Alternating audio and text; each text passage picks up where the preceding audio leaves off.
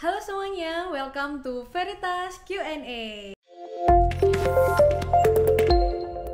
Oke, sebelumnya aku perkenalkan diri terlebih dahulu. Saya Rafika Handani Susanto dari jurusan Tax Accounting angkatan 2020 dan saya merupakan mahasiswa dari Universitas Kristen Petra. Nah, pertama-tama ini aku mau ngucapin thank you buat kalian semua yang sudah menantikan konten podcast Q&A kita. Dan thank you juga buat teman-teman semua yang sudah mempercayakan pertanyaan kalian di Veritas Q&A kali ini. Dan aku mau ingetin juga bagi teman-teman yang kira-kira nanti terlintas pertanyaan selama sesi Q&A berlangsung, kalian boleh langsung isi link yang ada di description box di bawah dan kalian juga boleh menuliskan di kolom komentar kalian. Oke, kali ini aku nggak sendirian nih teman-teman. Aku ditemani oleh pembicara kita yang sangat keren dan yang nantinya juga akan menjawab pertanyaan-pertanyaan dari kalian semua. Oke, kalau gitu mungkin kepada Pak Joy boleh dipersilakan. Halo semuanya, mana kamera ini ya? Halo, saya Joy Manik, saya dari jurusan Sarange. Oke. Mungkin biar nggak tegang nih Pak. Iya, saya sih nggak tegang. Oh, saya sih agak tegang ya. Oke, gimana Pak kabarnya? Kabarnya baik, puji Tuhan. Iya, dengar-dengar itu Pak. Kalau nggak salah Pak Joy Manik itu juga salah satu dosen di UKP Yes, ya, iya. Pak ya. Saya ngajar tapi 2 kelas aja sih. Oh, 2 Ya, kelas. 2 kelas. Boleh tahu Pak? ya, Oh, AHB, dan agama hidup bermakna ya. Saya kalau ngajar teknik atau apa bisa tersesat mahasiswanya. Atau tertarik ngajar pajak aja Pak? Waduh, enggak deh. Jangan dong. Terima kasih. Oke, karena gini Pak, kan aku sudah nge-follow IG Pak Joy Manik itu udah dari lama. Dan aku melihat dari konten-konten IG di Pak Joy Manik ini banyak Pak Joy itu sharing konten quotes yang menurut saya itu relate banget nih dengan kehidupan remaja, kehidupan teman-temanku juga, kehidupanku juga pastinya. Mungkin sebelum kita benar-benar masuk ke pertanyaan Pak, boleh dong kasih satu quotes buat anak-anak di Universitas Kristen Petra. Apa ya? Mungkin salah satu yang lagi ini ya kayaknya dengan semua pergumulan yang dialami ya, bukan cuma mahasiswa tapi semua orang lah ya. Jangan terlalu banyak bertanya apa yang akan terjadi di hari esok kalau kamu belum tahu siapa yang pegang hari esok. Waduh. Karena kalau kamu tahu siapa yang pegang hari esok, apapun yang terjadi di hari esok, you will be fine. Ya, benar nggak sih? Benar-benar banget sih Pak. Enggak ini ya, enggak keren ya. Enggak. Karena quotes ini tuh juga lumayan relate dengan posisiku yang sekarang, apalagi kan saya merupakan mahasiswa semester 5 ya. Dimana teman-teman saya di semester 5 ini juga udah mulai overthinking Pak. Overthinking, aduh ntar lulus gimana nih kerjanya. Jadi kayak kita akan kayak takut melangkah, takut mau masa depannya tuh kayak gimana. Iya benar. Ya. Jadi ya gitu. semoga jadi berkat lah. Iya. Benar-benar. Oke, thank you Pak Joy. Sama-sama. Kalau gitu kita langsung aja nih masuk ke pertanyaan pertama. Oke. Yang pertama, bagaimana sebaiknya orang Kristen berdoa Bapa Kami dalam kehidupan spiritual sehari-hari? Apakah dinaikkan setelah doa pribadi atau sebelum doa pribadi? Dan bagaimana jika orang Kristen hanya berdoa Bapa Kami saja tanpa doa pribadinya? Oke, ini tentang doa Bapa Kami ya. Pertanyaan banyak banget ya.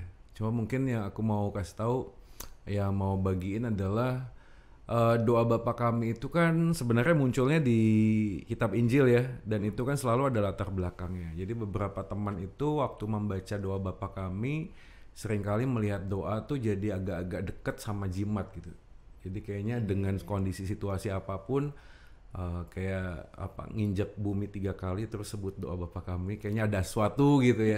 Kayak udah deket-deket sama jimat. Sebenarnya enggak sih. Di Injil itu diajarin bahwa salah satunya doa Bapa Kami adalah identitas mazhab tertentu ya. Jadi waktu dulu itu setiap orang, setiap rabi itu punya pengikut. Nah, pengikutnya tuh punya sebuah bentuk doa yang kayak identified them their own group gitu. Nah, makanya para murid tuh waktu di sinagog tanya, kok mereka punya ya, rabi ini punya, kita kok belum? Makanya dia tanya. Jadi konteksnya itu yang pertama. Jadi doa Bapa Kami adalah bagian dari identitas kelompok para rasul waktu itu. Itu yang pertama. Yang kedua adalah doa Bapa Kami juga isinya tuh esensinya ya. Jadi esensinya kan misalnya Bapa Kami yang di surga. Esensinya adalah doa itu sifatnya bukan hanya personal, tapi juga komunal. Makanya disebutkan plural kan, Bapak kami kan, bukan Bapak saya. Jadi Bapak kami gitu loh, Our Heavenly Father. Jadi waktu ngomong Bapak kami ada esensi bahwa doa itu punya peran tidak hanya secara diri sendiri, tapi juga berdampak kepada sesama. Nah bukan hanya itu, tapi kalau kita baca doa Bapa kami, formulanya itu kan menarik ya. Ada seperti worship dulu di depan, ya, lalu kemudian ada permohonan, lalu ada ucapan syukur. Nah itu esensi dari doa Bapa kami. Tapi yang ketiga juga doa Bapa kami itu kaitannya dengan penyataan iman sih menurut gue. Jadi setiap kali diucapkan, doa Bapa kami tuh kayak membuat kita tuh memikirkan ulang apa yang kita percaya gitu. Gimana kita menjalani hidup. Jadi dari 3 aspek ini, kalau pertanyaannya tadi adalah doa Bapa kami mau ditaruh di mana, menurut saya sih kurang relevan ya kalau itu dijadikan seperti oke, sebelum doa ini doa Bapa kami. Ada gereja-gereja tertentu setelah doa syafaat itu masukin doa Bapa kami, termasuk gereja gue. Jadi setelah selesai ya kita akan menutupi dalam doa yang diajarkan oleh Tuhan Yesus. Beginilah doanya Bapa kami yang di surga dan seterusnya. Nah waktu dimasukkan dalam doa syafaat, sebenarnya konteks liturginya itu menjelaskan tentang setiap doa. Itulah kaitannya dengan apa yang Tuhan Yesus ajarkan. Jadi kayak confession gitu loh, kayak pengakuan, kayak sebuah keyakinan yang kita percaya bahwa doa ini bukan tentang kita gitu, tapi tentang Tuhan yang sudah ngajarin kita untuk berdoa. Nah kalau pertanyaannya tadi apakah cukup doa Bapa kami ya? Kan doa itu kan komunikasi ya. Nah itu tadi aku pernah bikin quotes juga sih. Kita tuh sering kali banyak ngomong ke Tuhan sehingga kita tuh nggak bisa dengar Tuhan mau ngomong apa sama kita. Jadi kita terlalu banyak kayak orang, tau gak sih ada yang jualan roti ya. Jual roti itu keras banget, roti gitu. Saking kerasnya ada orang yang mau beli manggil dia nggak bisa denger. Jadi kita tuh saking keras ngomong sama Tuhan, telinga rohani kita tuh jadi budak gitu loh. Padahal kan harusnya doa komunikasi. Waktu kita doa kita ngomong sama Tuhan kan. Tapi juga dalam doa kita kan mendengar ya, Tuhan tuh maunya apa sih sebenarnya. Bukan cuma sekedar gue ngomong terus, kan capek ya kayak kita gini kan. Terus kan gue ngomong terus, lu gak ngomong kan kayak ini komunikasi atau bukan sih. Kan kalau komunikasi kan gue ngomong, ya gue ada waktu untuk berhenti dong ngedengerin lu ngomong. Nah gantian kan kayak gitu, namanya kan juga komunikasi. Nah doa tuh seperti itu sih. Nah ada banyak anak muda, Kristen khususnya, itu kayak pakai doa Bapa kami tuh hanya kayak jimat gitu loh, kayak apa ya, jadi mau situasi kondisi apapun tau gak sih, jadi mau makan apa gitu. Iya, jadi kayak rutinitas gitu ya Pak ya, rutinitas doanya doa tanpa Bapa arti. Aku pernah ingat waktu itu ada yang mau pergi kan, mau pergi tamasya gitu loh, kayak studi wisata gitu ya. Terus ada satu anak diminta untuk doa di depan bus gitu, di depan. Terus dia bingung kan, akhirnya dia doa Bapa kami gitu. Terus waktu ditanya, emang harus gitu ya? Ada yang nanya gitu. Ya, gue nggak tahu doa yang lain selain doa Bapa kami. Daripada salah juga ya Pak? Ya nggak salah juga sih, cuma kan pertanyaannya apakah doa Bapa kami itu kalau diulang terus ya, apakah itu membentuk sebuah pergumulan spiritualitas kita semakin bertumbuh? Karena gini ya, kita kalau ngomong doa kan nggak cuma orang Kristen ya. Every religion tuh pasti ada doa gitu. Dan doa itu kan kadang-kadang jadi sebuah ritual liturgi yang kita itu bisa mengucapkan tanpa bisa memahami. Itu problem banyak orang sih. Jadi kita bisa melakukan sesuatu yang kita nggak tahu. Makanya kalau di kampus kita ya, di Petra ini ya, jadi kalau di kampus guys, itu kan ada agama dan hidup bermakna ya. Itu kan ada yang satu bidang tuh epistemologi kan. Kenapa saya melakukan apa yang saya lakukan? Kenapa saya tahu apa yang saya tahu? Nah biasanya kita tahu sesuatu itu benar bukan karena isinya benar, tapi karena ada orang yang ngomong bahwa ini benar. Jadi kayak bokap gua ngomong ke gua gitu ya. Terus kita harus nangkep, iya benar ya. Karena bokap gua rasa benar. Padahal yang disampaikan belum tentu juga benar gitu loh. Karena mungkin bokap gua juga tahu dari orang lain. Jadi kayak diomongin gitu, akhirnya kita tuh nggak tahu gitu loh. Dan ini problem anak muda Kristen yang waktu kita ngomong kekristenan ya, nggak tahu kenapa kita percaya gitu loh. Ya Rafika, kamu lahir di keluarga Kristen atau enggak? Keluarga Kristen. Sama gue. Akhirnya kan jadi kita tuh udah Kristen karena ya keluarga kita Kristen gitu loh. Sudah dari lahir. Iya, gitu. kita nggak tahu kontennya, kita cuma tahu kemasannya gitu. Ya kita lakukan semua ritual keagamaan kan, dari kecil kita udah sekolah minggu, Sunday school, remaja, pemuda, bahkan udah kuliah pun kuliah Kristen. Sekolah Kristen lagi gitu. Jadi akhirnya ya apa ya? Biasa mencinta itu kan menghilangkan rasa, tau gak sih? kayak udah biasa banget gitu loh, kayak udah nggak ada apa ya kalau ngomong ya sama seperti orang kayak olahraga lah, olahraga kan capek kan, minuman pertama itu kan kayaknya gitu ya, tapi gelas kedua ketiga tuh rasanya udah biasa, nggak ada rasa kayak beda yang pertama. Nah masalahnya waktu kita ngomong tentang doa juga gitu, karena terlalu biasa kita berdoa, saking biasanya akhirnya kita nggak ngerti apa yang kita omongin. Nah salah satunya ya udah kita ngomongin doa Bapa Kami aja. Panjang ya jawabannya. Panjang, nggak apa-apa Pak, durasi. Durasi. Oke. Ya hopefully bisa menjawab lah ya. Menjawab banget Pak. Oke.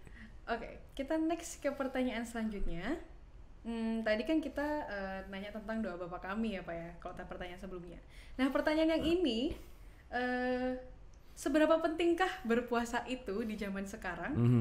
Apa tujuan kita berpuasa jika tanpa berpuasa pun Tuhan tuh juga mengabulkan doa kita gitu, apalagi kalau sudah waktunya. Nah ini menarik nih. Jadi dari pertanyaan sebenarnya saya bisa memberikan gambaran atau asumsi kenapa pertanyaan ini disampaikan.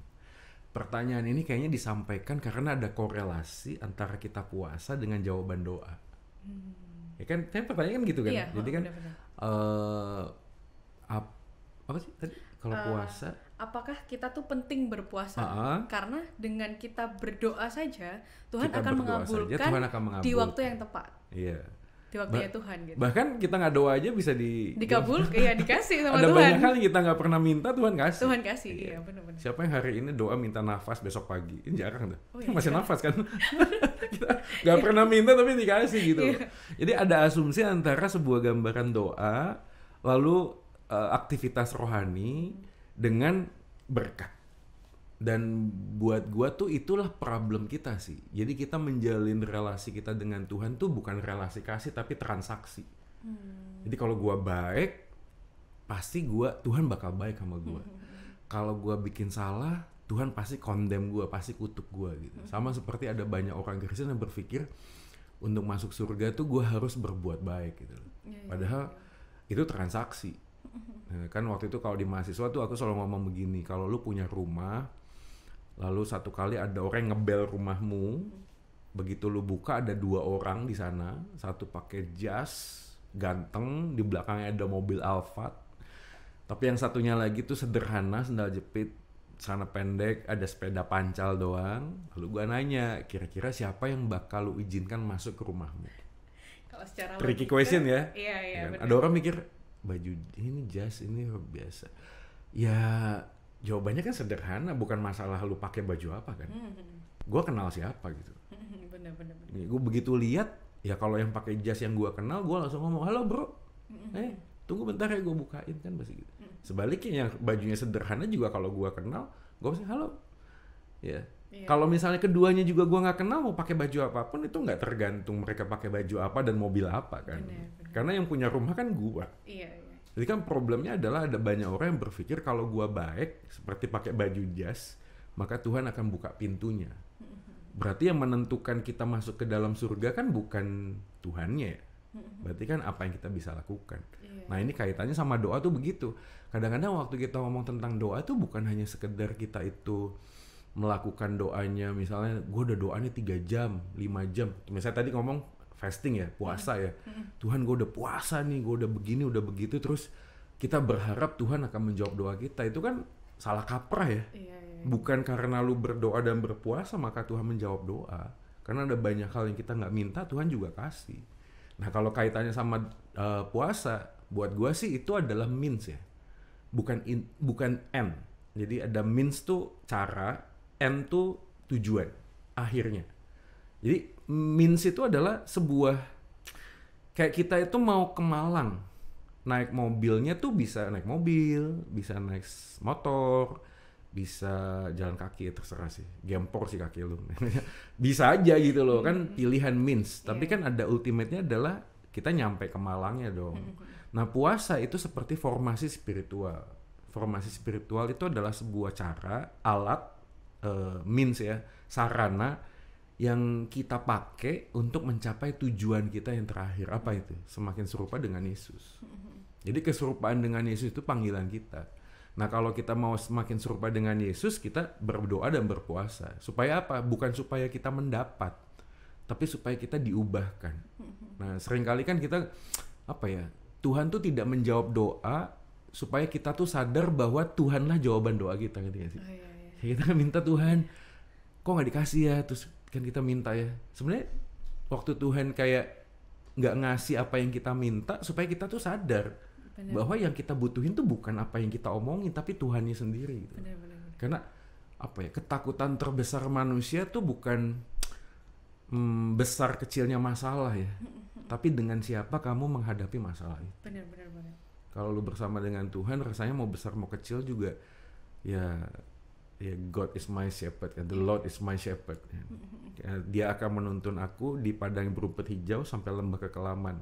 Kalau kalian membaca Mazmur 23 itu, poin penting dari sebuah pasal itu adalah Tuhan adalah gembalaku. Artinya gini, kalau lu menjadikan Tuhan sebagai gembala, lembah kekelaman pun akan menjadi padang berumput hijau gitu ya.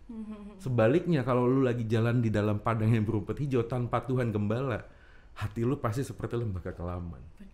Jadi itu poin yang kalau kita ngomong tentang puasa tadi ya, apakah kalau puasa dikasih, menurut gue sih ya kita harus kayak introspeksi ya.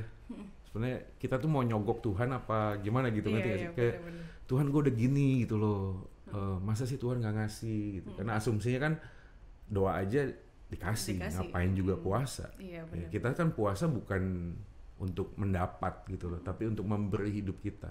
Makanya semakin kita, kalau kita ikut formasi spiritual ya, kayak puasa, doa gitu, kita tuh semakin peka sih. Semakin peka apa yang Tuhan mau. Jadi waktu ada masalah, ada pergumulan, kita tuh nggak cuma fokus kepada solusinya, tapi fokus kepada apa yang Tuhan mau supaya kita tuh menjalani sesuatu. Kayak gitu sih. Semoga menjawab. Ya, thank you Pak Joy. Sangat menjawab banget sih. Mungkin sharing dikit karena beberapa hari ini jawaban Pak Joy itu juga bener banget dan aku udah ngerasain baru beberapa hari ini. Karena aku memiliki ketakutan yang kadang-kadang itu kayak seperti ketakutan akan masa depan, dimana kayak aku mencari kan jawaban dan aku bahkan mencari jalan sendiri tanpa ikut mengandalkan Tuhan. Mungkin aku berdoa ya, tapi ya itu, apakah doaku ini aku meminta atau malah mencari jawaban-jawaban jalan lain yang sebenarnya jawabannya tuh ya Tuhan sendiri jawabannya. Jadi di saat aku terus mencari jalan, aku kayak aduh Tuhan, aku ntar kemana, aku kok kayaknya salah jurusan, kok kayaknya ini kan banyak banget ketakutan-ketakutan yang endingnya ternyata apa, aku tuh malah meninggikan keakuanku gitu. Karena aku merasa aku yang harus mencari jalan, aku yang harus take control. Jadi aku berdoa hanya meminta supaya jalan yang sudah aku rencanakan itu berjalan sesuai dengan rencanaku. Padahal jawabannya tuh kalau kita beserta dengan Tuhan, kayak kalau aku mau menyerahkan hidupku ke Tuhan, kalau aku tahu Tuhan itu yang take control loh dalam hidupku, sebenarnya bener, masalah kecil atau besar kita tahu Tuhan itu yang megang hidup kita. Itu emang gitu. Problem semua orang kayaknya, kita datang kepada Tuhan tuh dengan apa ya, kertas yang full of list. Iya, benar-benar. Kita nggak datang sama Tuhan dengan blank paper gitu. God, what do you want me to do gitu loh, please write down and then I will execute gitu. Tapi kita udah kayak punya dream dulu gitu loh, kayak punya harapan dulu, gue pengen ini, gue pengen itu, dan akhirnya end up with ya itu kekecewaan. Terus akhirnya itu tadi ya, gue kan ngomong kita tuh mengejar yang kita suka tapi Tuhan nggak suka. Dan waktu yang kita kejar itu kita nggak dapat, kita kecewanya sama Tuhan. Aneh ya? Ya Tuhan ngomong kan gue nggak minta lu ngejar itu, kok lu kejar sih gitu. Nah tapi kecewanya sama Tuhan kan it's not fair enough gitu. Itu kan nggak adil, harusnya nggak gitu dong. Harusnya kita datang sama Tuhan dan kita minta Tuhan maunya apa dalam hidupku gitu loh. Kayak KKR gini ya, berbau KKR. Jadi kayak deposit gitu ya. Deposit. Oke, thank you Pak Joy. Oke, kita next ke pertanyaan selanjutnya. Masih ada topik tentang berdoa juga nih Pak. Oke, saat Yesus masih di dunia menjadi manusia, mengapa ia berdoa kepada Allah? Bukankah ia adalah Tuhan itu sendiri? Dan meskipun dalam keadaan manusia 100%, bukankah Yesus itu juga tetap Allah 100%? Yes. Ya, ini Bagus ya, ini pertanyaan yang cukup dalam ya, kritis ya.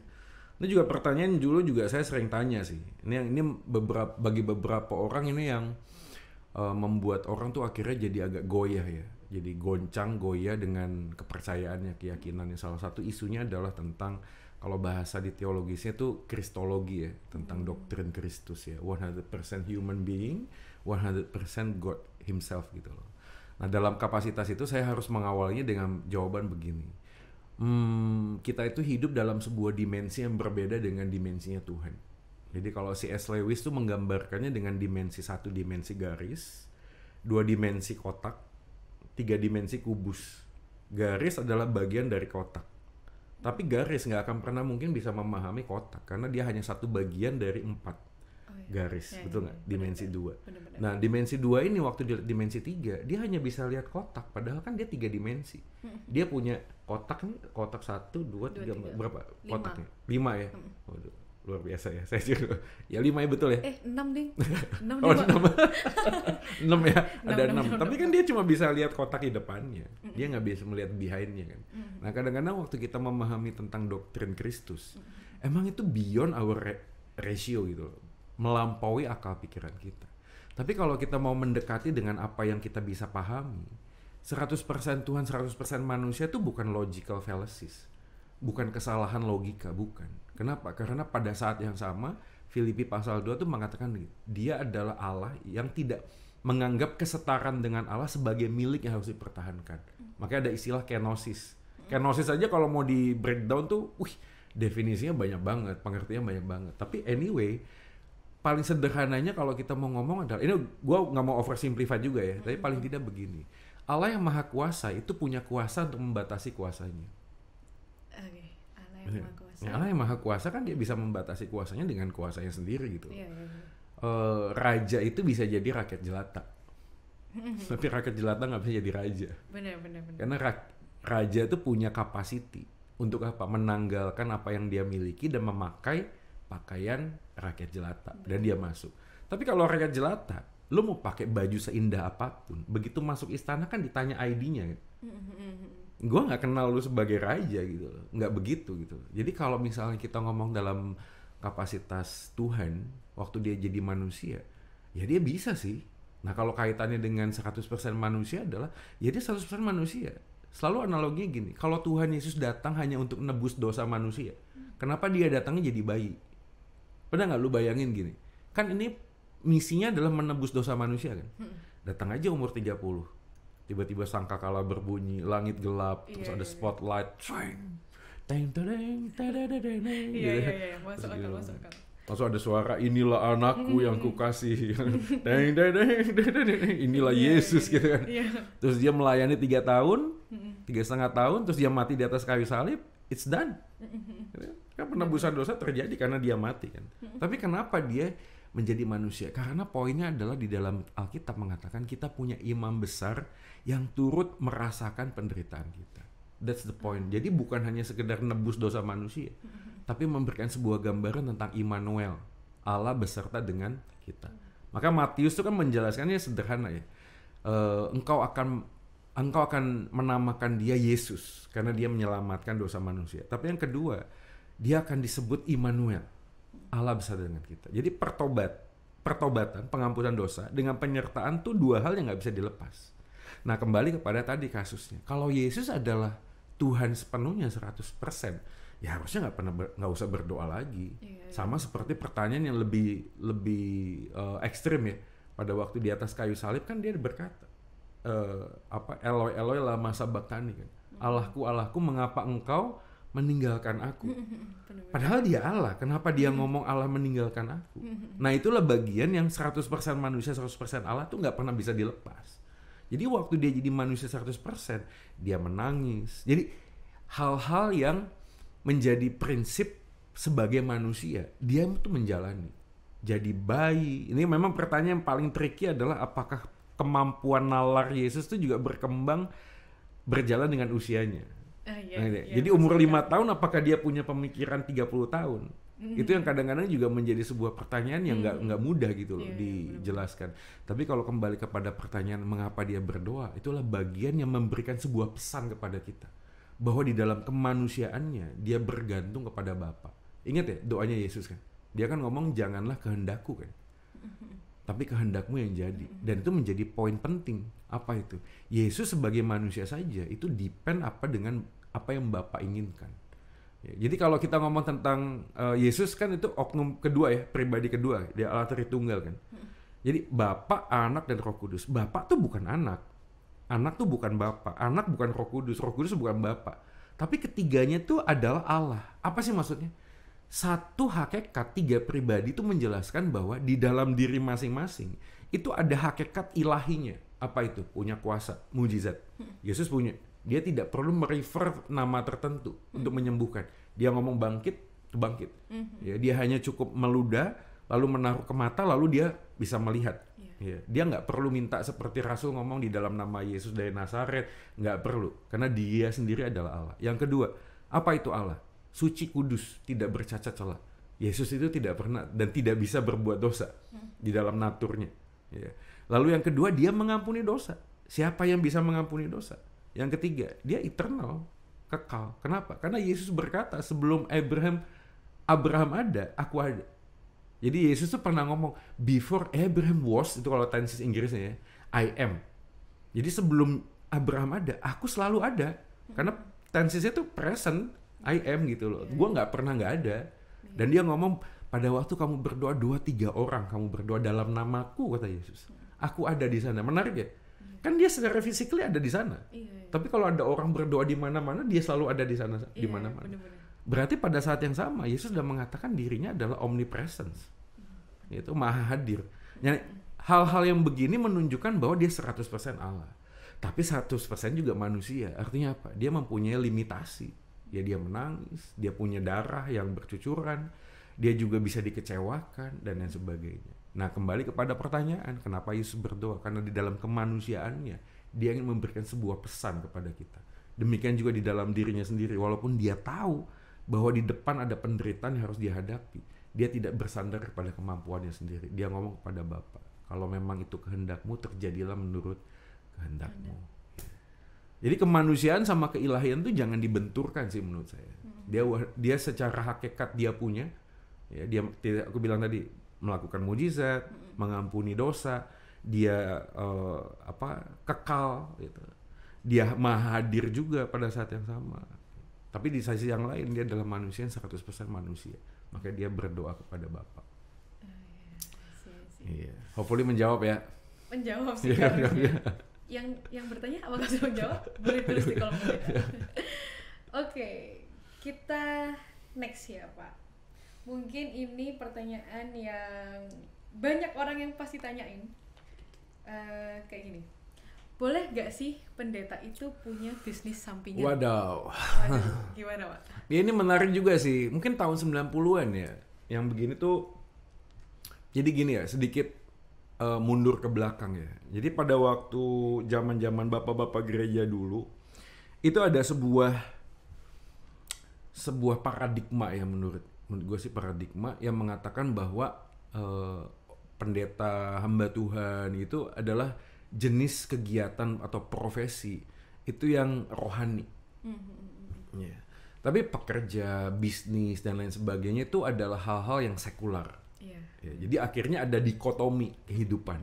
Nah, repotnya adalah pada zaman itu orang-orang yang hidup di dalam kapasitas rohani dianggap lebih superior daripada yang pekerja dan bisnis dan lain sebagainya. Nah, berjalan dengan waktu, akhirnya ada banyak orang juga yang mulai bertanya-tanya, apakah profesi ini diajarkan oleh Alkitab secara gamblang gitu loh. Karena Alkitab juga menjelaskan beberapa nabi itu yang memang bukan, dalam tanda kutip ya, bukan yang rohani dalam konteks hamba Tuhan begitu gitu. Ada yang gembala, itu, ada yang raja, itu dipakai oleh Tuhan. Ya. Bahkan even orang-orang yang kayak siapa, Daniel ya, Yusuf misalnya, kan jadi pejabat secara politik kan. Dia kan pemimpin di dalam sebuah kerajaan. Kan. Jadi dari situlah kita bisa melihat bahwa Kolose 3:23 tuh memberikan sebuah jembatan.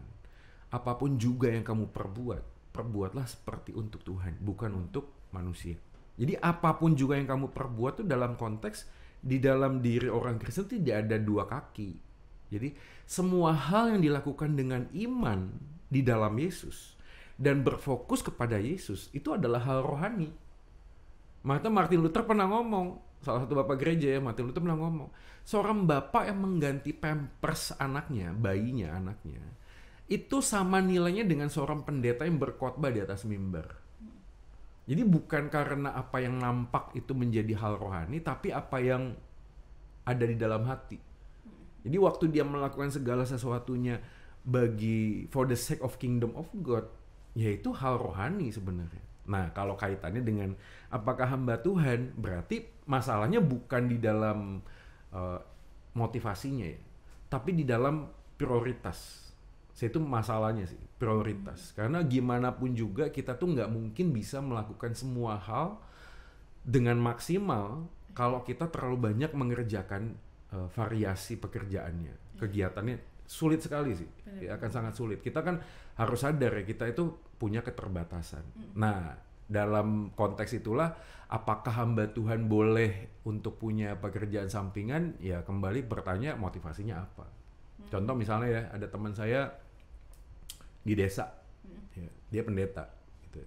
Tapi pada saat yang sama jemaatnya tidak mampu untuk membackup dia dalam hal ekonomi ya, jadi untuk makan sehari-hari. Apa yang dilakukan oleh pendeta ini adalah dia bercocok tanam supaya dia bisa swadaya ya, dia bisa tidak bergantung kepada orang lain. Nah inilah yang sebenarnya digagas oleh Paulus di Alkitab. Makanya ada tent maker ministry kan, pelayanan pembuat tenda. Jadi Paulus bukan hanya preacher, bukan hanya pengkhotbah, bukan hanya evangelis yang penginjilan, tapi juga dia self support.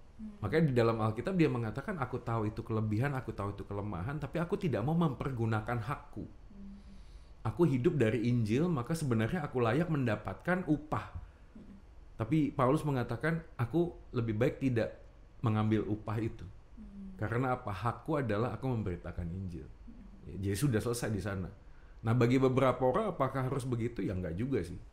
Ada orang yang memang itu tadi kembali kepada fokusnya apa, prioritasnya apa. Jadi kalau pertanyaannya boleh atau enggak ya, rasanya sih kan gini ya, berjalan dengan waktu tuh kita tuh nggak bisa menghindari ya, inevitable, tak terhindarkan orang-orang tertentu yang sudah yang punya bisnis, punya perusahaan, itu ya akhirnya tanggung jawab responsibility-nya terhadap penggembalaan itu bisa terabaikan. Nah, beberapa orang akhirnya membuat sebuah strateginya adalah dia tetap pendeta, tapi mencari orang-orang tertentu yang di-hire ya, jadi full time, lalu dipendetakan gitu ya kurang lebih, tapi ada di bawah dia jadi gembalanya, dia punya bisnis karena dia nggak bisa melakukan semua hal di dalam gereja, dia mendelegasikan kepada orang-orang tertentu. Nah orang-orang tertentu itu yang dibayar gitu kurang lebih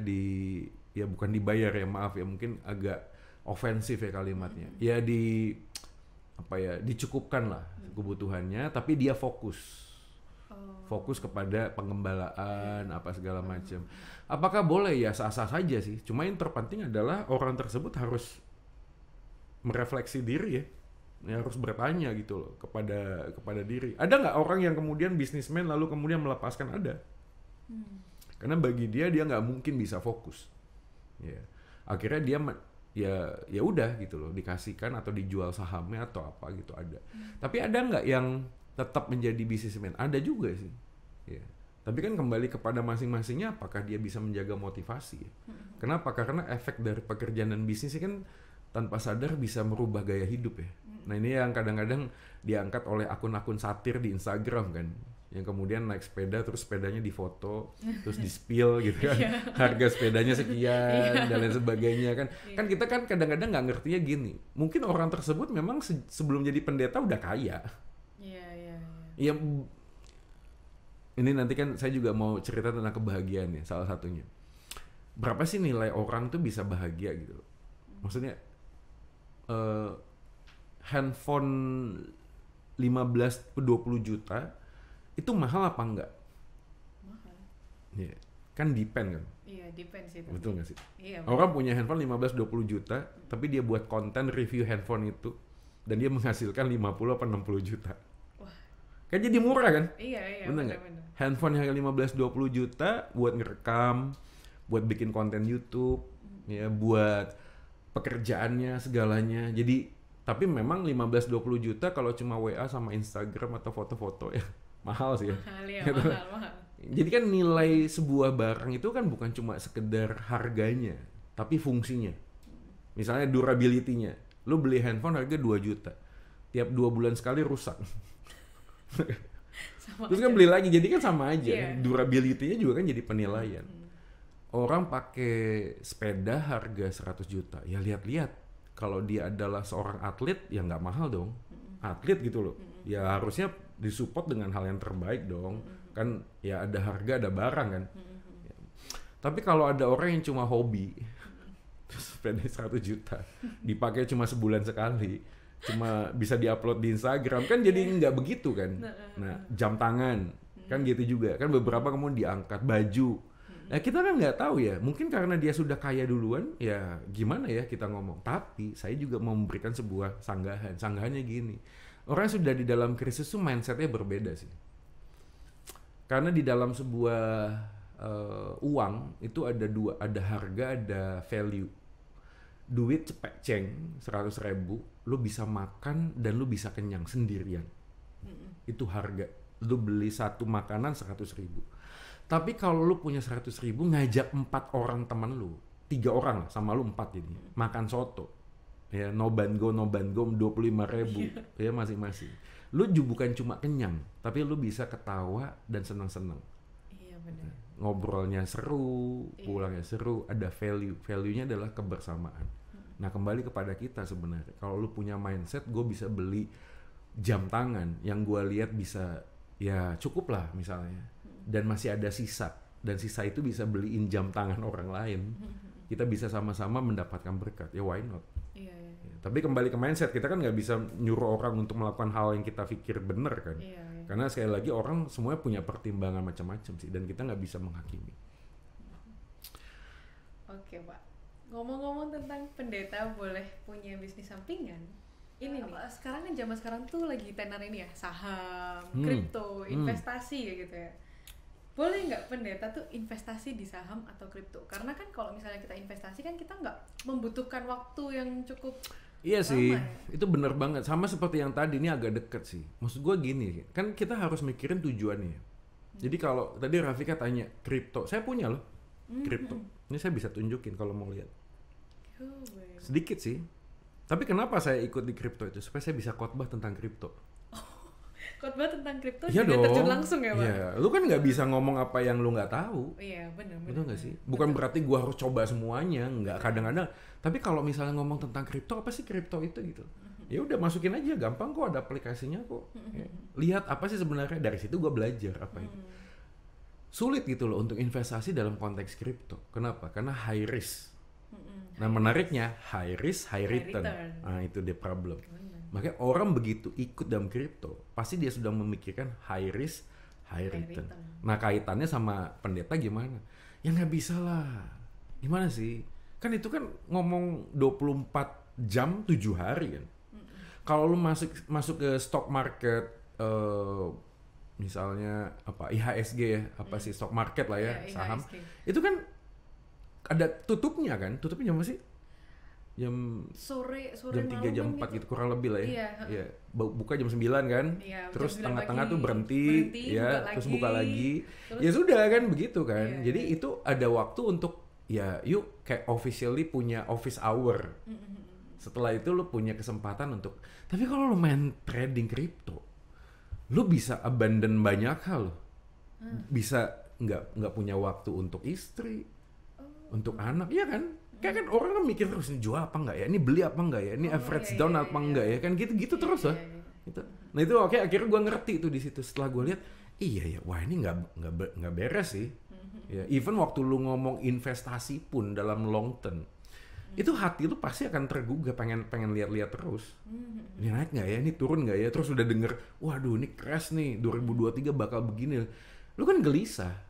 Nah kalau kembali kepada profesi pendeta kan repot ya.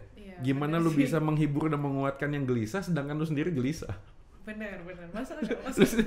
Terus nih kan tiap kali mau khotbah terus lu mikir, aduh ini naik apa turun. Waktu lu khotbah lu bingung nih. Tadi khotbah apa ya gitu. Nggak bisa fokus kan.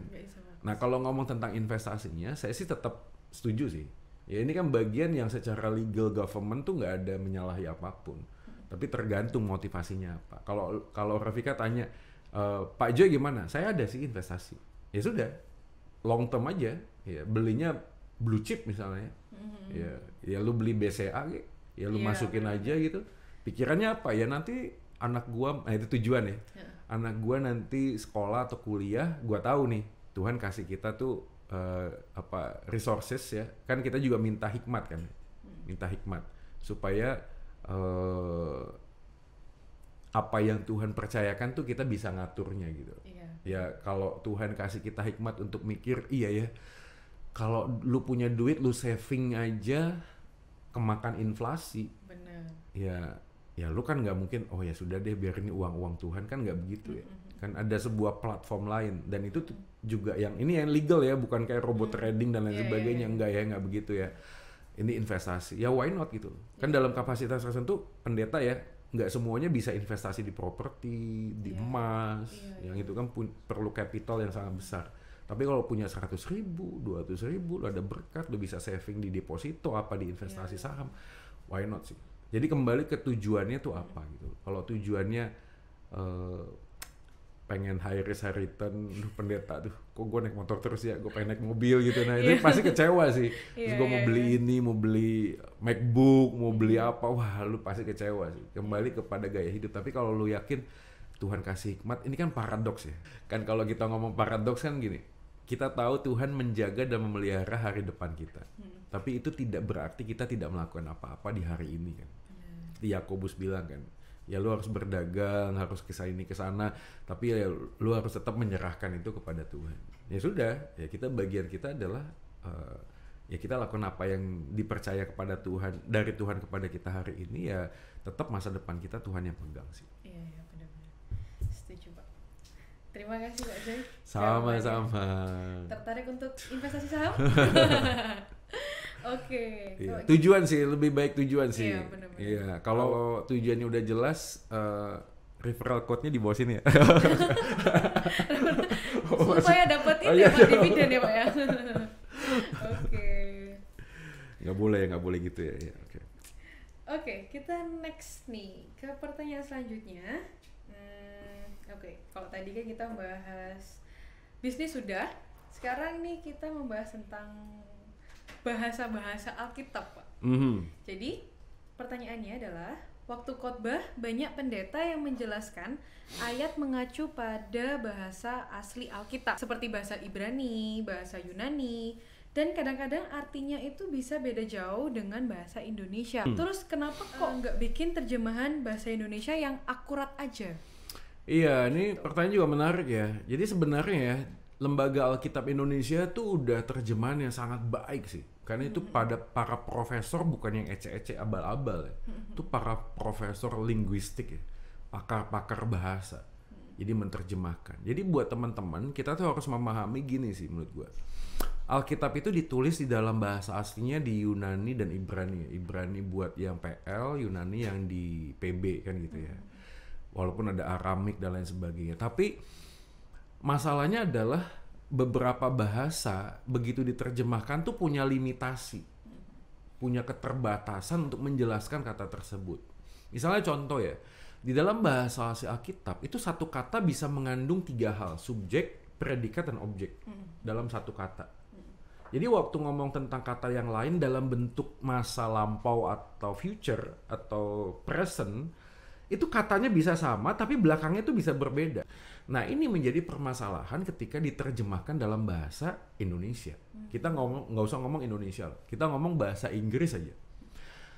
Bahasa Inggris dengan bahasa Indonesia saja tuh beda jauh. Contoh misalnya, saya sedang menulis sekarang, saya mau menulis besok, saya sudah menulis kemarin. Menulis tetap menulis, dia nggak berubah gitu. Tapi kalau ngomong bahasa Inggris, itu kan beda ya. I am writing now. I have wrote yesterday. udah beda, wrote, terus udah written, sudah tertulis. Itu beda-beda semua. Bahkan kalau kita ngomong dalam bahasa Inggris, tenses itu banyak banget kan. Ada past perfect lah, ada past tense lah, ada present tense, present perfect. Itu macam-macam. Kenapa? Karena di dalam bahasa Inggris kata kerjanya, verbnya itu begitu dia kena lampau, bentuk tertentu, ya ada kan kalimat gini, sudah terjadi dan tak punya dampak apapun. Jadi coba di sini yang bahasa Inggris. Oh, saya bukan, Pak. Oh, bukan. Saya bukan, Pak. Ya misalnya I had kan, had sama I have been. Ini kan beda kan ya. Ada lagi yang while misalnya, satu kejadian diinterupsi. Kejadian di masa lampau, while I am writing, my mother came, interupsi. Ya, itu kan ada sebuah formula kalimatnya kan. Ada kalimat yang past tense, kejadian satu kali nggak terjadi lagi. I went to Rome, I went to Malang, kan gitu ya. I went to Malang berarti sekarang udah nggak di Malang dong, kan gitu. Tapi ada kata-kata yang dilakukan di masa lalu berdampak kepada masa kini. Aduh, ini bukan pakar bahasa Inggris ya. Itu anyway, itulah di bahasa Inggris tuh ada banyak banget. Ya teman-teman nanti bisa gali sendiri. Itu aja memberikan sebuah penjelasan bahwa Inggris Indonesia aja itu limitasinya luar biasa loh. Indonesia tuh nggak ada peduli ada interupsi di masa lalu. Verbnya tuh begitu aja. Menulis tetap menulis, pergi tetap pergi. Tapi begitu masuk bahasa Inggris ada V1, V2, V3, go, went, gone, write, wrote, written, kan gitu.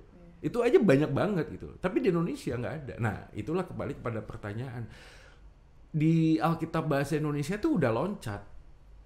Jadi dari bahasa Greek atau Hebrew, Ibrani dan Yunani, itu bukan ke bahasa Inggris. Jadi kalau kita ngomong tentang kosakata dan banyaknya grammar gitu ya, mungkin Hebrew dan Yunani di sini gitu ya kurang lebih ya, Inggris di sini, Indonesia di sini. Jadi kadang-kadang orang tuh untuk menjelaskan satu kata di Alkitab dalam bahasa Indonesia, paling banter itu membandingkan terjemahan ke bahasa Inggris. Nah bahasa Inggris pakai kata apa nih?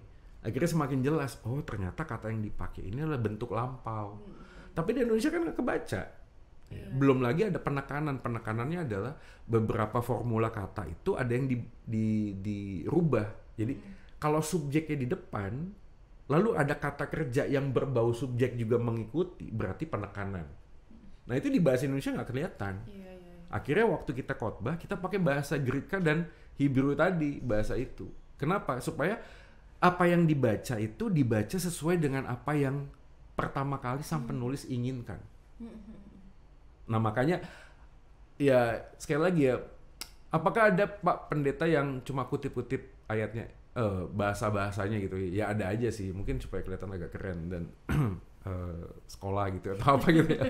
Enggak sih, maksudnya ya gimana kepentingannya sih, gimana kita ingin membaca itu sih gitu loh, pengen jelas ini sebenarnya apa sih gitu loh. Tapi kalau pun memang enggak, ya ke bahasa Inggris membandingkan beberapa transliterasi ya, apa terjemahan di dalam bahasa Inggris ya sebenarnya sudah bisa memberikan sebuah gambaran sih, membandingkan kata-kata. Jadi kalau misalnya ditanya kenapa nggak bikin, ya memang kapasitas Alkitab diterjemahkan bukan hanya sekedar untuk pengkhotbah kan, ya untuk orang awam kan. Ya orang awam kalau memang dalam kapasitasnya dia hanya bisa memahami itu ya udah nggak ada yang salah. Tapi dalam kapasitas tertentu ya pakar ya, beda lah gini. Kita pusing sebagai orang awam, Bodrex, Panadol, ini boleh sebut nama ya? Boleh. Kita tahu gitu ya. Tapi dalam kapasitas tertentu kan ada dokter. Kalau pusing tertentu kan dia pakar. Ya kan dia bisa membuka, apa sih maksudnya? Sama sih. Ya. Jadi kalau kita bisa mendeteksi ini pusing, kita bisa makan obat seperti yang kita tahu sebagai orang awam. Tapi ada orang yang mempelajari lebih dalam tentang sesuatu, akhirnya dia bisa melihat lebih utuh. Nah kita dalam kapasitas pendeta hamba Tuhan tuh begitu. Ya melihatnya lebih jauh, lebih luas. Ya, jadi kalau Alkitab tuh seperti kolam renang yang sangat cetek ya. Bayi masuk nggak akan tenggelam. Tapi pada saat yang sama Alkitab tuh seperti sebuah lautan yang sangat dalam. Sehingga seorang penyelam yang sangat ahli pun nggak akan pernah nyentuh bawahnya. Itu ilustrasi yang paling cocok sih. Begitu. Oke Pak, kalau tadi kan Pak Joy sempat mention kalau PL tuh bahasa Ibrani ya, yang PB itu yang bahasa Yunani. Nah, apakah Alkitab itu tentang perjanjian lama dan perjanjian baru dibagi karena dua bahasa yang berbeda tadi aja? Atau apakah Iya sih. Tuhan itu menuliskan PL nih, terus berubah pikiran, makanya ada perjanjian baru gitu? Iya sih, ini juga kan penting ya. Maksudnya proses Alkitab jadi itu namanya tuh kanonisasi ya, kanon ya. Kanon tuh tongkat ukur ya. Jadi guys, waktu kita baca tentang PL dan PB itu bukan sebuah perubahan, bukan sih. Tapi Tuhan tuh menyatakan dirinya, ini kan wahyu ya. Tuhan menyatakan dirinya tuh dalam perjalanan sejarah. Ya itu semua agama begitu sih. Ya, dalam perjalanan sejarah. Nah, bedanya adalah di dalam iman Kristen, kita tuh percaya bahwa para penulis kitab itu diberikan inspirasi namanya. Theos pneustos, diilhamkan. Kalau bahasanya Timotius ya, diilhamkan oleh Allah. Jadi waktu seseorang menuliskan sebuah kitab, dia tuh tidak kehilangan kesadaran, terus tiba-tiba kayak trans gitu, terus ada roh gitu, terus dia nulis sesuatu, dia bingung dia nulis apa gitu, terus bangun, gue nulis ini, nggak begitu. Tapi dalam perjalanan sejarah, maka setiap orang yang menuliskannya, kepribadiannya itu nggak lepas. Nah, pada waktu kita melihat itu, selalu ada konteks perjalanan. Misalnya contoh 5 kitab Musa dalam perjanjian lama. 5 kitab Musa dari Kejadian, Keluaran, Imamat, Ulangan, Bilangan. Itu ya, 5 kitab Musa. Itu waktu membacanya, itu dalam konteks bangsa Israel itu keluar dari perbudakan. Makanya, ada banyak orang yang misinterpretasi tentang kitab Kejadian. Orang mikir baca kitab Kejadian itu kronologi penciptaan. Makanya selalu ada banyak orang ngomong, loh gimana mungkin kok sudah ada terang bendanya belum. Karena urutannya kok sudah ada terang bendanya belum. Bendanya apa? Matahari dong. Harusnya matahari dulu baru ada terang. Tapi sebenarnya itu bukan masalah tentang kronologi penciptaan. Misalnya hari pertama, pertanyaan, hari itu 24 jam. Kan nggak begitu, nggak harus diterjemahkan hari itu 24 jam. Waktu Tuhan menciptakan ngerti nggak sih? Jadi oke, mulai start jam 12 start gitu, terus Tuhan bikin ini, bikin itu. Oke, 5 jam lagi, tadang, 2 jam lagi, tadang, gitu terus. Ya, waktu akan habis, selesai, hari kedua. Masa gitu sih? Masa Tuhan menciptakan kayak gitu kan? Enggak lah kan. Jadi itu bukan masalah hitungan jamnya kan gitu. Tapi waktu kita baca kitab Kejadian, apa sih maksudnya? Maksudnya adalah untuk menunjukkan bahwa dulu orang Israel tinggal di Mesir tuh ciptaan disembah. Tapi Musa menuliskan itu supaya menjelaskan bahwa in the beginning there is God, Tuhan. Tuhanlah sumber segala sesuatu. Maka Tuhan yang menciptakan. Jadi you jangan worship the creation dong. You worship the creator dong, harusnya begitu. Nah, itu esensi dari kitab Kejadian. Nah, itu kan munculnya di mana? Perjalanan sejarah kan?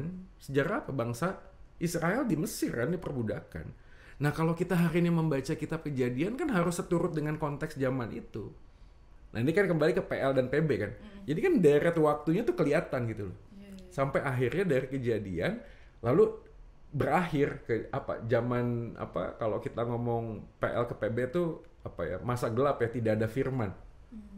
Ratusan tahun waktu itu tidak ada firman, sampai kemudian turunlah Mesias. Nah, itu dibukalah lembaran baru tentang apa? Tentang Injil kan, mulai masuk Injil. Yesus datang ke dalam dunia ini. Maka di perhitungan kita tuh jadi tahun Masehi ya. Tahun Masehi itu 0 tuh Yesus datang. Jadi kalau kita semuanya pakai kalender Masehi ya, maka semuanya itu mengikut kepada kehadiran Yesus pertama kali. Nah, dari situ kita bisa melihat bahwa Alkitab itu ditulis dalam sebuah rentetan sejarah. Nah, kenapa kok ada the Old Testament, New Testament? Itu nggak ada dari sononya, enggak gitu loh. Tapi menjelaskan sebuah perjalanan. Ada progressive revelation namanya. Jadi pewahyuan yang semakin hari itu semakin jelas, semakin clear. Maka di dalam perjanjian lama, apakah dengan perjanjian baru beritanya beda? Enggak, beritanya sama. Cuma dalam gambaran yang berbeda. Contoh misalnya ada tipologi, gambaran samar-samar di masa lalu tentang kehadiran di masa mendatang. Contoh apa? Abraham mempersembahkan Ishak. Ya. Gambarannya apa? Ya bapak mempersembahkan anaknya. Gitu. Hosea disuruh untuk menikahi perempuan sundal, bangsa Israel yang mengambil apa namanya, cari berhala dan lain sebagainya. Gambarannya apa? Gambaran dalam masa yang itu Yesus datang bukan untuk mencari orang yang sehat, cari orang yang berdosa gitu. Jadi ada tipologi tentang perbudakan Mesir misalnya, lalu dilepaskan. Itu gambaran tentang apa? Gambaran tentang Yesus menebus dosa kita, lepas dari perbudakan dosa. Jadi kita adalah bangsa yang merdeka, dan itu diambil oleh Rasul Paulus kan untuk menjelaskan sebagaimana dulu bangsa Israel itu dijajah, diperbudak. Maka Allah membebaskan, demikian juga pada waktu kita di dalam perjanjian baru, kita dilepaskan. Jadi membaca ulang, jadi bukan merubah PL, bukan. Maka Yesus datang menggenapi. Yesus datang untuk memberikan sebuah penjelasan value-nya. Contoh misalnya, makanan yang tidak boleh dimakan, kan itu kan jadi pergumulan ya. Ya, berkuku inilah, apa segala macam lah. Itu kan menunjukkan kesempurnaan sebenarnya gitu. Bukan masalah nggak boleh makannya, bukan. Tapi kalau kita ada di dalam Yesus ya kita harus sadari gitu loh, bahwa kita ini bukan milik kita lagi. Jadi apapun yang kita perbuat jangan sampai hal itu tuh memperbudak kita. Tapi akan bermanfaat atau enggak, itu Rasul Paulus ngomong begitu. Jadi kalau ngomong PL dan PB nggak ada kayak apa sih tadi pertanyaannya? Berubah pikiran dari enggak PL sih? jadi PB. Iya. Cuma karena itu tadi kan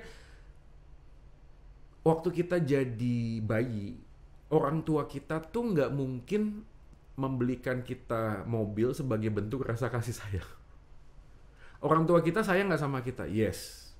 Tapi kan rasa sayang itu kan diungkapkan dengan cara dan fase pertumbuhan dong. Tuh nggak? Waktu masih bayi dipeluk, digendong, aduh lucu kan gitu ya. Dicium-cium pipinya. Tapi bayangin kalau kalian udah kuliah sekarang, terus papa kalian masih melakukan hal yang sama. Aduh Rafika lucunya, udah gede ya, terus diangkat-angkat, kecil, lucu, kan aneh ya. Tapi apakah bentuk rasa sayang berbeda waktu kita udah dewasa? Beda dong. Vika, gimana kuliahmu gitu? Gimana, udah punya pacar belum? Gitu. Nah itu bentuk rasa sayang. Tapi kalau papa kita nanya waktu masih bayi, Vika, gimana kuliah, kan lucu ya? Iya. Kebayi terus udah punya pacar belum, kan aneh ya kan? Enggak dong, waktu masih bayi digendong-gendong. Nah dalam perjalanan itu progressive revelation itu dinyatakan dalam PL dan kemudian semakin jelas. Jadi benang merahnya adalah tentang Yesus sih, Mesias yang akan datang. Loh kok bisa? Karena di dalam kitab Kejadian pertama ketika manusia pertama jatuh dalam dosa, inisiatif menyelamatkan manusia yang jatuh dalam dosa itu bukan dari manusianya, tapi dari Tuhan. Makanya pada saat yang sama di perjanjian baru, Yesus yang datang ke dalam dunia mencari, bukan kita yang mencari Yesus. Mungkin pertanyaan terakhir nih Pak, Yes.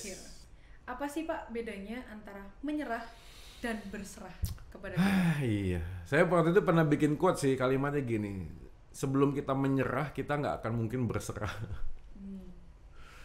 Saya dapetin quote itu dari gambaran ucapan bahagianya yang Yesus sampaikan ya. Berbahagialah mereka yang miskin di hadapan Allah. Menurut gue itu kalimat bagus sekali ya, karena kata miskin kalau ngacu kepada bahasa aslinya tuh miskin yang sudah tidak punya apa-apa dan hanya bisa bergantung pada orang lain untuk hidup. Ya, ada orang yang miskin ya, tapi masih bisa kayak kerja, ya dia masih bisa. Ini udah nggak bisa apa-apa. Dan itulah yang dipakai oleh Tuhan untuk menggambarkan berbahagialah mereka yang miskin di hadapan Allah. Dari gambaran itu menjelaskan apa sih maksudnya miskin. Orang yang menyadari bahwa dia nggak punya apa-apa, kemampuan apapun untuk bisa menjalani hidup. Maka satu-satunya yang dia bisa lakukan hanya bersandar kepada Tuhan. Dan orang yang bisa bersandar kepada Tuhan itulah yang dikatakan berbahagia. Jadi kalau ditanya apakah bedanya menyerah dengan berserah, orang nggak akan mungkin bisa berserah sebelum dia menyerah. Kenapa? Karena dia kayak merasa gini, Tuhan tolong saya. Tapi pada saat yang sama dia minta tolong orang lain. Gue bukan ngomong itu nggak bagus ya, bukan nggak boleh. Tapi pada saat yang sama kan kita harus menyadari gini, kalaupun orang bisa nolong saya itu bukan karena orang itu mau, tapi karena Tuhan yang lebih dahulu menggugah hatinya, sehingga Tuhan menggunakan orang tersebut untuk menolong saya. Bukan semata-mata saya kayak punya kan gitu ya. Kadang-kadang kita tuh menjawab doa dan kita berdoa dan kita menjawab doa kita sendiri. Kita datangi sama Tuhan, tapi usaha kita untuk mencari jawaban itu jauh lebih besar daripada usaha kita mencari keberadaan Tuhan. Nah itu yang bedanya menyerah sama berserah. Jadi apakah menyerah itu negatif, saya rasa nggak selalu begitu ya. Kadang-kadang kita diminta oleh Tuhan untuk kayak give up aja sih. Ya kayak naikin white flag. Ya, kita bisa, Tuhan, gua nggak punya apa-apa lagi yang bisa aku andalin. Satu-satunya hanyalah tentang Tuhan. Jadi kalau Tuhan mau pakai ini, pakai itu, Tuhan kasih saya hikmat dan kepekaan gimana saya melangkah. Jadi menyerah tuh bagi saya ya bagian dari kita belajar berserah sih. Sebelum kita menyerah, kita tuh kadang-kadang masih punya ego, masih punya apa ya, masih punya masih merasa punya sesuatu yang kita pengen, yang kita bisa lakukan. Tapi kalau ada orang yang betul-betul nggak punya apapun, ya dia baru bisa belajar berserah sepenuhnya. Benar, setuju. Oke, terima kasih banyak Sama-sama. Pak Joy atas jawaban-jawabannya. Aku sangat terberkati dan semoga Tuhan, juga ya. buat teman-teman yang menonton juga bisa merasa terberkati juga.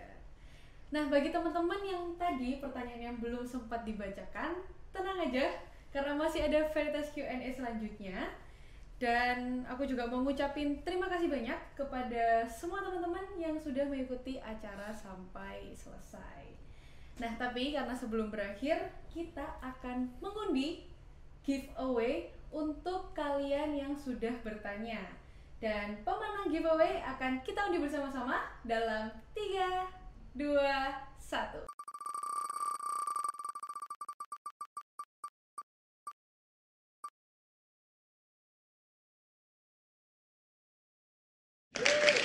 Ya, selamat kepada pemenang giveaway kita hari ini.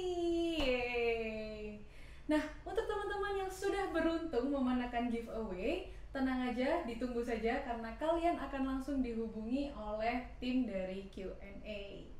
Dan oke Pak Joy, kalau tadi kan diawali dengan quotes dari Pak Joy nih. Mungkin sebelum kita berakhir, boleh dong dibantu Pak Joy untuk memimpin dalam doa. Oke, kita doa ya. Ya. Terima kasih Tuhan buat segala kebaikan, kasih dan anugerah-Mu. Pada hari ini, siapapun kami yang menonton podcast ini, kami mohonkan berkat daripada Tuhan. Sehingga dalam perjalanan hidup masa muda kami, perjalanan hidup kami masing-masing, kami boleh menempatkan Yesus menjadi pusat kehidupan kami. Dan kami berjalan dengan hati yang penuh dengan sukacita karena hidup kami sudah dibayar lunas oleh Kristus. Karena kami tahu masalah utama kami adalah dosa. Dan dosa sudah selesai di atas kayu salib. Sehingga hari ini kami menjadi manusia yang merdeka di dalam Kristus dan kami mendapatkan sukacita.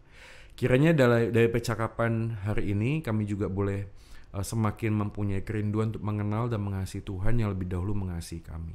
Dan kami serahkan hidup kami sepenuhnya ke dalam tangan Tuhan, berkati Rafika dan juga semua tim di dalam podcast ini yang sudah berjerih lelah menyiapkannya. Kiranya damai sejahtera dan sukacita Tuhan juga memenuhi hati dan pikiran kami. Kami berdoa dan bersyukur hanya di dalam nama Yesus Tuhan kami, Gembala kami yang baik, Tuhan dan Juru Selamat manusia satu-satunya, kami sudah berdoa. Amin. Amin.